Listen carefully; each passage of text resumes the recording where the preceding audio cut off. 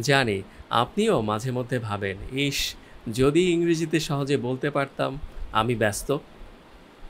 ইংরেজিতে আমি ব্যস্ত এই কথাটি বলার জন্য আপনি ব্যবহার করতে পারেন দারুণ একটি স্ট্রাকচার। আর সেটি হচ্ছে be busy plus verb ING. চলুন কিছু এক্সাম্পল দেখে নেই। আমি পরীক্ষার জন্য পড়া নিয়ে ব্যস্ত। I'm busy studying for my exams. ও রাতের খাবার রান্না করতে ব্যস্ত। She is busy cooking dinner.